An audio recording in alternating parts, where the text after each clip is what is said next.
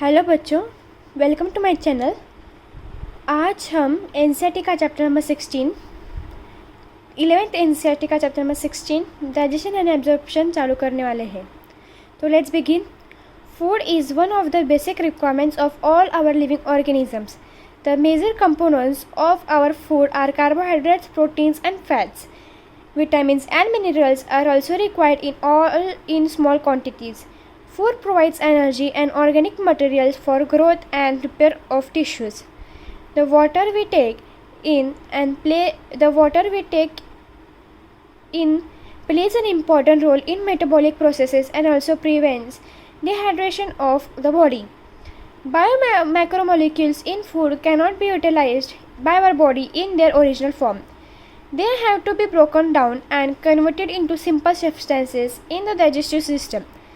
The process of conversion of complex food substances to simple absorbable forms is called digestion, absorbable, and is carried out by our digestive system by mechanical and biochemical methods. General organization of the human digestive system is shown in figure 16.1. Please take a note by yourself to figure 16.1. Digestive system. The human digestive system consists of the alimentary canal and the associated glands. This is the important point for you. Study of digestive system is called gastroenterology. Please take a note. Next topic 16.1.1 Alimentary canal. The alimentary canal begins with an anterior opening, the mouth, and it opens out posteriorly through the anus. The mouth leads to the buccal cavity or oral cavity. The oral cavity has a number of teeth and a muscular tongue. Each tooth is embedded in a socket of jawbone. This type of attachment is called thecodont. Majority of mammals, including human beings, forms two sets of teeth during their life. Temporary milk or deciduous teeth replaced by a set of permanent or adult teeth. Please excuse this word here. This type of dentition is called diphyodont. An adult has 32 permanent teeth, which are of 4 different types. Heterodont dentition, namely incisors I, canines C, premolars PM, and molars M. Arrangement of teeth in each half of the upper and lower jaw in the order I, C, PM, M. Incisors, canine, premolars, molars is represented by a dental formula which in human is 2123 by 2123. The hard chewing surface of the teeth made up of enamel helps in the mastification of food. The tongue is a freely movable muscular organ attached to the floor of the oral cavity by the frenulum. The upper surface of the tongue has small projections called papillae, some of which bear taste buds. The oral cavity or buccal cavity leads into a short pharynx which serves as a common passage for food and air. The esophagus and the trachea windpipe opens into the pharynx. Further we study, just take a here. These are important key points for you which will help you. Incisors are used for cutting, canine are used for tearing, whereas premolars and molars they are used for grinding of food. Enamel helps in mastication of food, whereas tongue is attached by frenulum. These are key points, important points. Please take a note to them. Let's begin further. A cartilaginous flap called epiglottis prevents the entry of food into the glottis, opening of the windpipe during swallowing. The esophagus is the thin long tube which extends posteriorly, passing through the neck, thorax and diaphragm, leads to a J-shaped bag-like structure called stomach. A muscular sphincter gastroesophageal regulates the opening of esophagus into the stomach. The stomach, located in the upper left portion of the abdominal cavity, has 3 major parts: a cardiac portion into which the esophagus opens, a fundic region, and a pyloric portion which opens into the first part of the small intestine. Small intestine is distinguishable into 3 regions: a C-shaped duodenum, a long coiled middle portion jejunum, and a highly coiled ileum. The opening of the stomach into the duodenum is guarded by the pyloric sphincter. Ileum opens into the large intestine. It consists of cecum, colon, and rectum. Cecum is a small blind sac which hosts some symbiotic microorganisms. A narrow finger-like tubular projection. The vermiform appendix, which is vestigial organ, arises from the cecum. The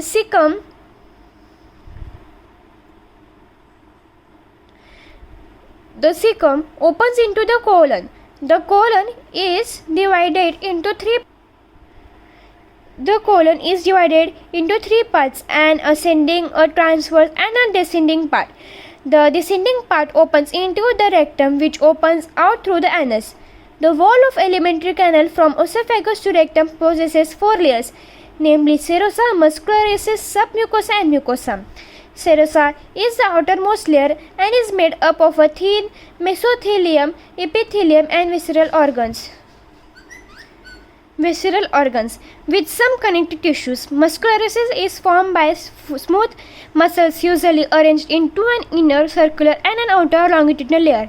An oblique muscle layer may be present in some regions. The submucosal layer is formed of loose tissues containing nerves, blood, and lymph vessels. In duodenum, glands are also present in submucosa. The innermost layer lining the lumen of the alimentary canal is the mucosa. This layer forms irregular folds, ridges in the stomach, and small finger-like foldings called villi in the small intestine. The cells lining the villi produce numerous and macroscopic projections called macrovilli, giving a brush border appearance. These modifications increase the surface area enormously. Villi are supplied with a network of capillaries and a large lymph vessel called the lacteal. Mucosal epithelium has goblet cells which secrete mucus that help in lubrication. Mucosa also forms glands in the stomach, gastric glands, and crypts in between the bases of the villi in the intestine, crypts of Lieberkühn. All the 4 layers show modifications in different parts of the alimentary canal. Next topic, 16.1.2. Digestive glands. The digestive glands associated with the alimentary canal include the salivary glands, the liver, and the pancreas. Saliva is mainly produced by 3 parts of salivary glands: the parotids, cheek, the submaxillary, submandibular, lower jaw, and the sublinguals below the tongue. These glands, situated just outside the buccal cavity, secrete salivary juice into the buccal cavity. The bile duct and the pancreatic duct open together into the duodenum as the common hepatopancreatic duct, which is guarded by a sphincter called the sphincter of Oddi. The pancreas is a compound, both exocrine and endocrine, elongated organ situated between the limbs of the U-shaped duodenum. This tells us duodenum is of U-shaped. The exocrine portion secretes an alkaline pancreatic juice containing enzymes, and the endocrine portion secretes hormones, insulin, and glucagon. Here's a key point. Please take a note through it. Make a star point. Exocrine, alkaline pancreatic juice and containing enzymes, whereas endocrine secrete hormones, insulin, and glucagon. Next topic, 16.2. Digestion of food.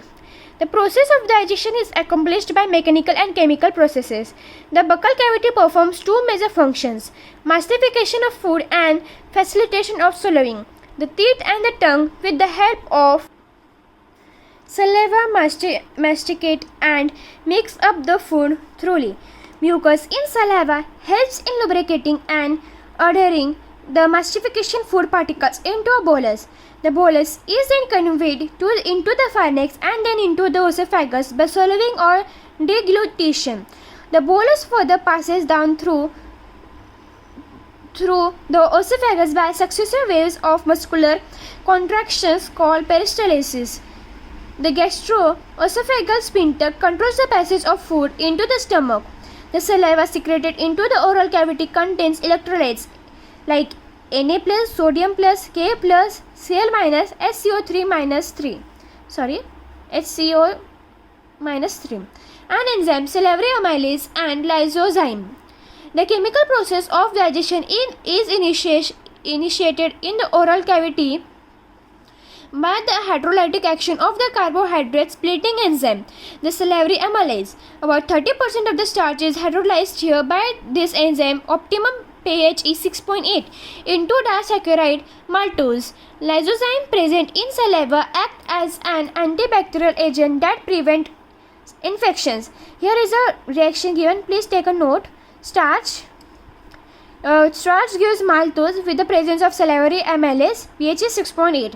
The mucus of stomach has gastric glands. Gastric glands have three major types of cells named by mucous neck cells which secrete mucus, peptide or chief cells which secrete the proenzyme pepsinogen, and parietal or oxyntic cells which secrete HCl, an interesting factor essential for absorption of vitamin B12. The stomach stores the food for 4 to 5 hours. The food mixes thoroughly with the acidic gastric juice of the stomach by the churning movements of its muscular wall and is called the chyme. The proenzyme pepsinogen on exposure to hydrochloric acid gets converted into the active enzyme pepsin, the proteolytic enzyme of the stomach. Pepsin converts proteins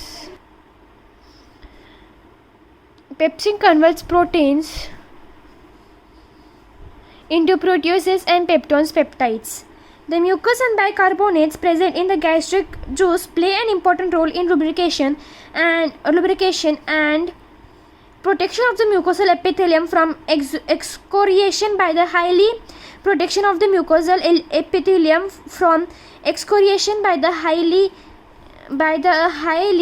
concentrated hydrochloric acid. HCl provides the acidic pH that is 1.8, optimal for resins.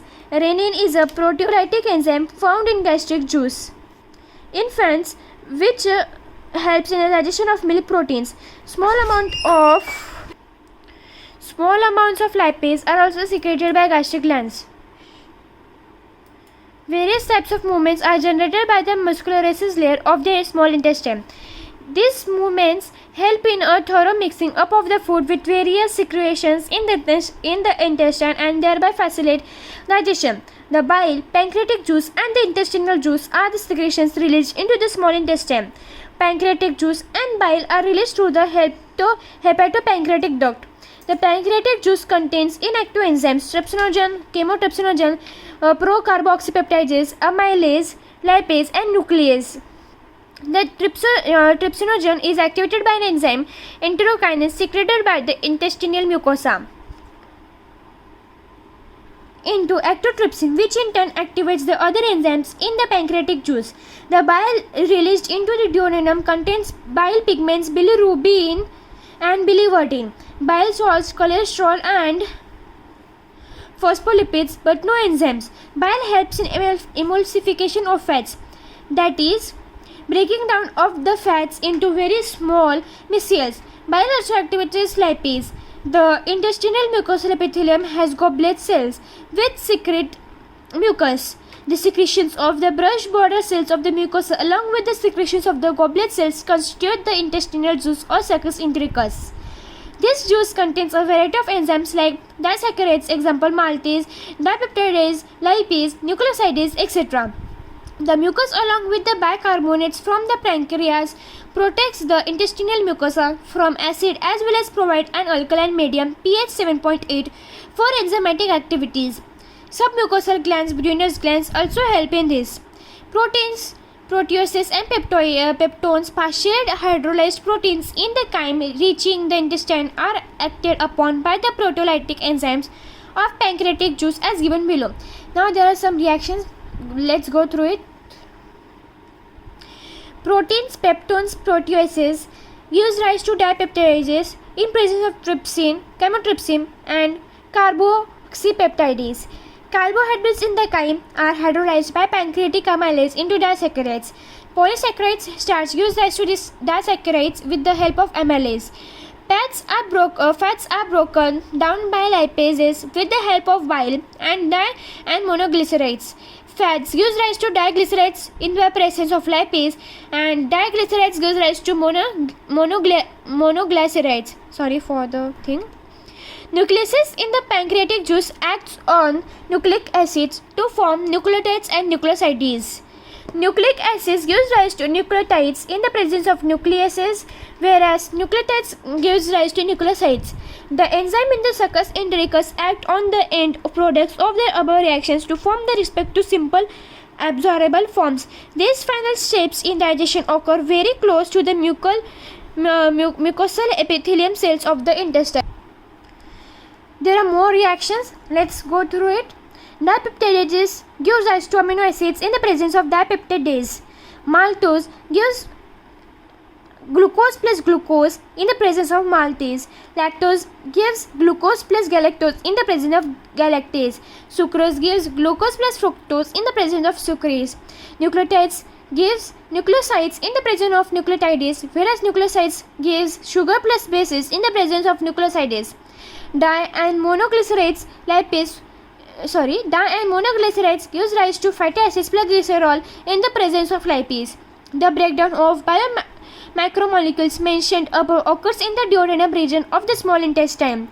The simple substances thus formed are absorbed in the jejunum and ileum regions of the small intestine. The undigested and unabsorbed substances are passed on to the large intestine. No significant digestive activity occurs in the large intestine. The functions of large intestine are absorption of some water, minerals and certain drugs, secretion of mucus which helps in the adhering the waste, undigested particles together and lubricating it for an easy passage. The undigested, unabsorbed substances called feces enters into the cecum of the large intestine through ileocecal valve, which presents the backflow of the fecal matter. It is temporarily stored in the rectum till defecation. The activities of the gastrointestinal tract are under neural and hormonal control. For proper coordination of different parts, the sight, smell and or the presence of food in the oral cavity can stimulate the secretion of saliva. Gastric and intestinal secretions are also similarly stimulated by neural signals. The muscular activities of different parts of the alimentary canal can also be moderated by neural mechanisms, both local and through CNS. Hormonal control of the secretion of digestive juices is carried out by local hormones produced by the gastric and intestinal mucosa. Next topic, absorption of digestive products. Absorption is the process by which the end products of digestion pass through the intestinal mucosa into the blood or lymph. It is carried out by the passive, active or facilitated transport mechanisms. Small amounts of monosaccharides like glucose, amino acids and some electrolytes like chloride ions are generally absorbed by simple diffusion. The passage of these substances into the blood depends upon the concentration gradients. However, some substances like glucose and amino acids are absorbed with the help of carrier proteins. This mechanism is called the facilitated transport. Transport of water depends upon the osmotic gradient. Active transport occurs against the concentration gradient and hence requires energy. Various nutrients like amino acids, monosaccharides like glucose, electrolytes like sodium plus are absorbed into the blood by this mechanism. Fatty acids and glycerol being insoluble cannot be absorbed into the blood. I repeat because this is important statement. Fatty acids and glycerol being insoluble cannot be absorbed into the blood. They are first incorporated into small droplets called micelles, which move into the intestinal mucosa. They are reformed into very small protein coated fat globules called the chylomicrons, which are transported into the lymph vessels like the cells in the villi. These lymph vessels ultimately release the absorbed substances into the bloodstream. Absorption of substances takes place in different parts of the alimentary canal like mouth, stomach, small intestine and large intestine. However, maximum absorption occurs in the small intestine. A summary of absorption sites of absorption and substances absorbed is given in table 16.1. Let's take a look through the table. The summary of absorption in different parts of the digestive system. Mouth. Certain drugs coming in contact with the mucosa of mouth and lower side of the tongue are absorbed into the blood capillaries lining them. Stomach. Absorption of water, simple sugar and alcohol, etc. takes place. Small intestine, principal organ for absorption of nutrients. The digestion is completed here, and the final products of digestion, such as glucose, fructose, fatty acids, glycerol, and amino acids, are absorbed through the mucosa into the bloodstream and lymph. Large intestine, absorption of water, some minerals, and drugs takes place. The absorbed substances finally reach the tissues which utilize them for their activities. The process is called assimilation. The digestive waste is solidified into coherent phases in the rectum. Initiate a neural reflex causing an urge or desire for its removal. The ejection of feces to the outside through the anal opening.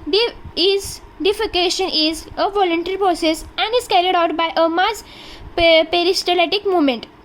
Next topic, this is the last topic, 16.4, disorders of digestive system. The inflammation of the intestinal tract is the most important ailment due to bacterial or viral infections.